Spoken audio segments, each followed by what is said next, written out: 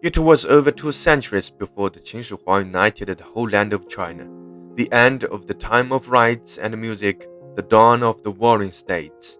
More and more people from the lower class were rising, and the old noble families were on the wane. There was one country called Jin. The family of the ruler of this vast land had had a brilliant time for over 200 years.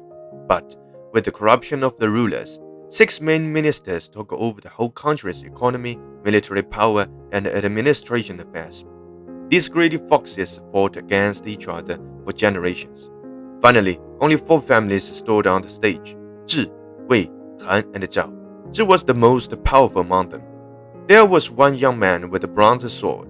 His remote ancestor was also from the royal family, but now he had nothing but a sign of the past. He visited these major families, but no one actually paid much attention to him. He used to work for the family of Fan and Zhongham, but they were both wiped out, so he needed a new master. The man's name was Yu Rang. Fortunately, the leader of the Zhi family, Zhi Yao, took Yu Rang into his government, but Yu Rang did not know this beautiful man with a long beard was no good man. Zhi Yao was good at archery and knew a lot of skills to make things done. Behind his manful eyes was the heart of arrogance and wild ambition. Someone suggested to take over other 3 families' lands, but which one to start? He picked Zhao. The leader of Zhao family was a young man called Zhao Wuxu. He was so courageous with a noble temperament. Zhi's despicable plan nearly worked. Han and Wei were forced to help Zhi to attack Zhao. Zhao and his people were besieged in the city of Jinyang. It was so dangerous. The armies of the 3 families were strong and fierce. Under this crucial moment, one of Zhao's counselors, whose name was Zhang Mengtan, volunteered to sneak into Han's military camps to sell the idea to turn against Zhi together. He claimed he was a soldier from Zhi and finally saw the leader of Han, Han Ju. The meaning of Ju is a young and strong horse. Zhang told Han that Zhi Yao was always an ambitious schemer and bullied all other family leaders publicly more than just using mean words. He poured wine into Zhao's head once in a feast just to make fun, and just to think about it. If Zhi took down Zhao, Han and Wei will be the next. You can see the fate of Fan and Zhongham. We 6 families used to work together in harmony to make Jin work, but now we are killing each other. Han saw the point and talked to Wei Hu, the leader of the Wei family. Hu means the tiger, and they both agreed with Zhang. Meanwhile, Zhi used one malicious strategy to take down Jinyang, used the river close to the city to drown it. Without a few days, Zhao would surrender and ask for death. Zhi was so proud and pointed the other 2 capitals and said, "There are more rivers." Han and Wei were terrified and showed uneasy eyes. One of Zhi Yao's advisors told him that they would betray Zhi soon because their expression sold them out. But Zhi Yao would not listen to any words like that. "No one dares to betray me. If so, they'll be buried." This clever man knew the disaster could not be avoided, so they ran to Qin slinkily. Now the history told us that Han and Wei did help Zhao to destroy Zhi's family. All of Zhi's family members were executed.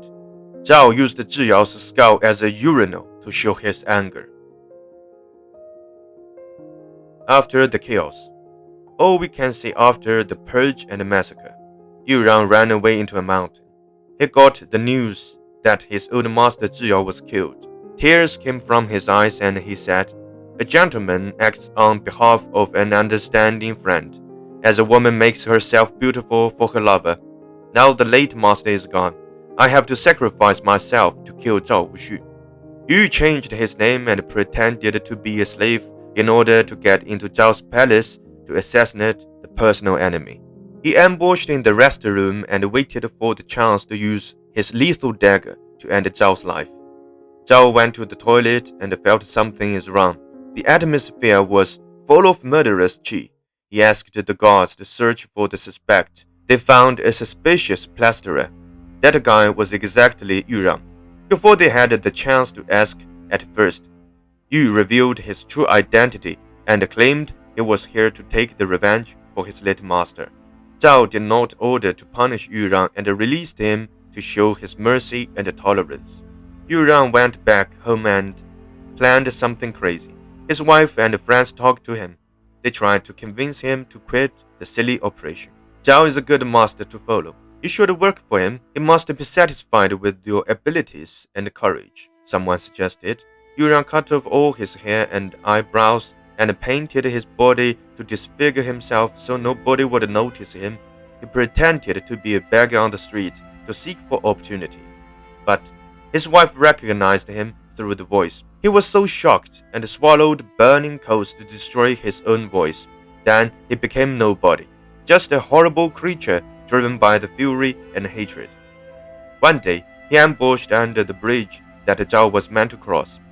People just saw an ugly beggar with a stick, but they didn't know the beggar was holding a sharp sword. The god must not be on Yurang's side all the time. Will this time be different? Zhao's carriage marched to the bridge slowly, but suddenly one of his horse jumped and became so irritable. Zhao was surprised and wondered what's wrong with the horse. Zhang Mengtan, the guy who persuaded Han and Wei to help Zhao, said, I heard that a good horse would never put its master in danger. There must be an assault again. Yurang was despaired. The troopers got him. It's you again. Zhao recognized him, even though it's totally another man standing before him. Zhao asked why. Why Yurang would not cherish his own life and tried all these dangerous tasks just to take revenge for Zhiyao. He was such a terrible man.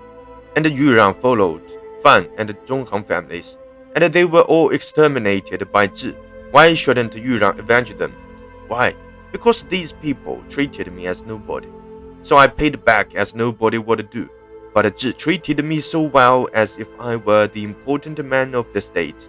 So I will do everything I can do to pay him back. Yurang requested for committing suicide after he made the speech. Zhao was touched. He said, a good ruler should let the loyalty man accomplish his mission. He took off his clothes and dropped it on the ground, let Yurang to cut it. In ancient times in China, cutting the sovereign's clothes was same as hurting the man.